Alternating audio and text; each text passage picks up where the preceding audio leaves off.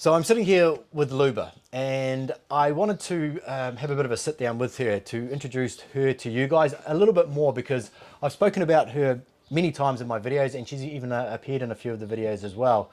So I thought today we're going to find out who is Luba. Luba, welcome to my channel, and thank you for sitting down with us to give us a little bit of insight into your mind. Thank you for having me.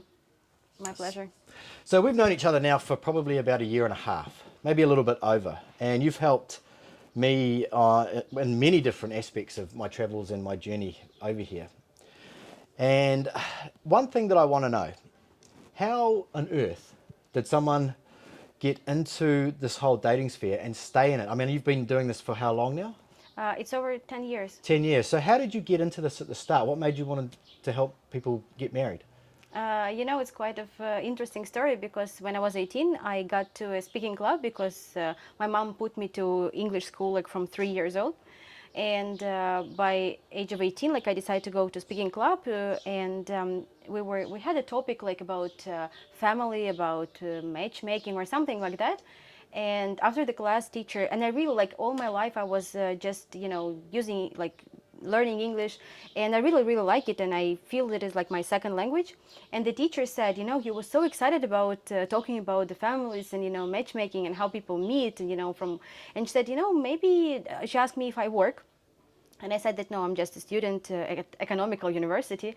And she said, I'm working in dating agency, and so I feel that you have such a passion about that. Maybe you should go and try it, and you can use your language there. And I was quite surprised, but I decided to try.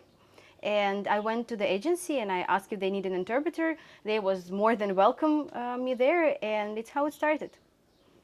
Okay, so when you started helping people, what were you doing? Were you translating for couples? Were you matchmaking? At the beginning, yeah, I was just an interpreter, and I was asking them to put me more on, real date, like one-on-one, and I've been just an interpreter, and I really enjoyed, because I've seen how people from all kinds, all different parts of the world, they can meet Ukrainian ladies, and how from knowing nothing about Ukraine and Ukrainian culture and girls, they got into this and fall in love with the culture. And I feel very honored to do that job, and I really was so happy when the first couple that I was helping match and they got married. I thought that it was a miracle, and I did something very magical. So I still think so, because I think to match people and to put them together and to help them a little bit, because it's always very difficult to find the right one. It's kind of my mission, and I'm very excited, and I'm very cherish all the couples that I help to, and I still in touch with them. So it's kind of what I really like, and it's what I do. I mean, I've seen you in action with the other guys, like many other guys as well, like some of the guys I'm friends with, and even with myself as well. And I can see that you have a passion for it. I mean, I know other translators and people in the industry, and they just do their job. They just do their job. They just do the bare minimum to get their pay or whatever.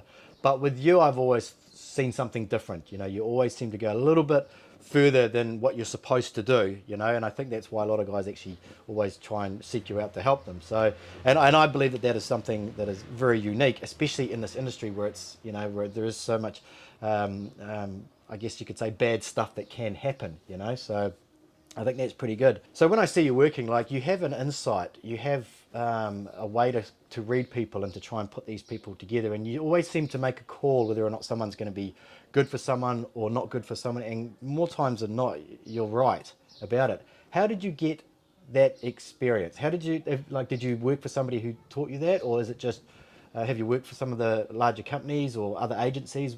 Where did you get your experience from? For these 10 years, I've been working, with the guys, with ladies. I was doing interpreting, I was doing assistance, and I was trying to find myself, what exactly I need to do and how I can help. Of course, at the beginning, I was not that straight and sharp as I am now about couples. So, I was letting guys maybe a little bit waste their time, because I've seen that they like the lady, but I've seen there was no connection. I just didn't know what to do about that, because I didn't know about my rights, and I was working at these agencies. And when now, if I see that something wrong, I say it straight.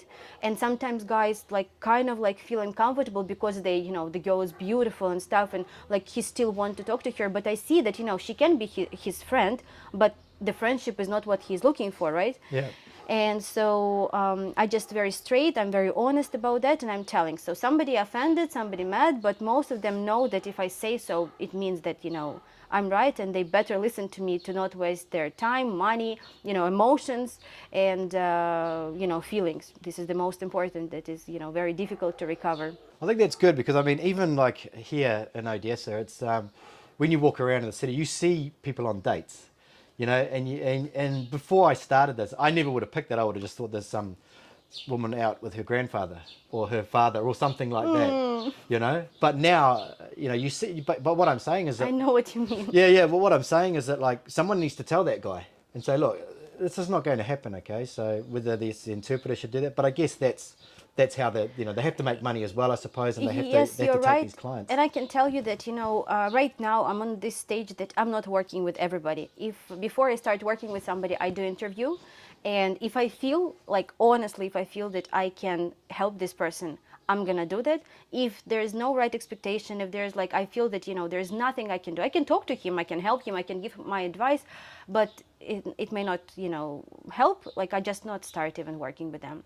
Because for this last 10 years, definitely I was not working just in matchmaking and dating industry. I have a master and bachelor degree in economics, and I've been working at the bank. I was working at the government structure. I've been working in a travel agency and construction company. So like I have like a bunch of different experiences, but for some reason I'm keep like coming back to matchmaking. And especially I was out maybe for a year and a half, but then, and I thought like I can't do it anymore. It was exactly because of this, unfortunately, like, sorry guys, but these old guys who come for like very, very young girls, and I was sick about that because like it never gonna happen. And I quit it, but then my client, they started to call me and they was asking me, please, can you go with me like to Kharkov or Kiev or like help me around?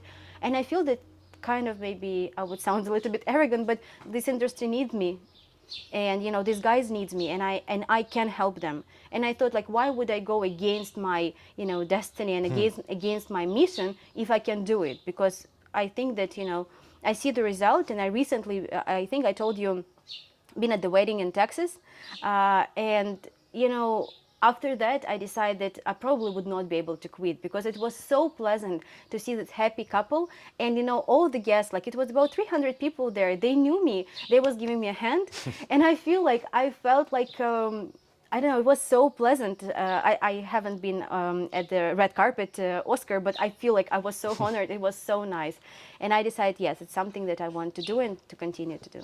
I agree with you 1,000% that like this industry needs more of you as opposed to people that are more just focused on short-term money and just all of the stuff that's going on there. To have someone that actually really does care about the end result and the wedding, to get a wedding at the end of it. So I think that that's pretty special, having seen what I've seen over the last year and a half.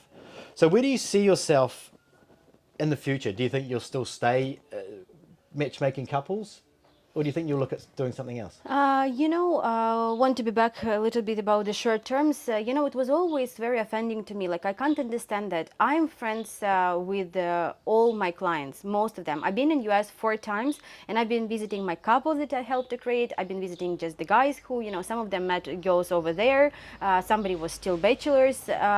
And for me, this is the most important, to make this connection that lasts forever. So it's my job from one hand, but it's my, human experience as well. So this is like what I like. And I want to be able to watch in these guys or ladies in their eyes and feel comfortable knowing that, I did my best to match them, to help them around.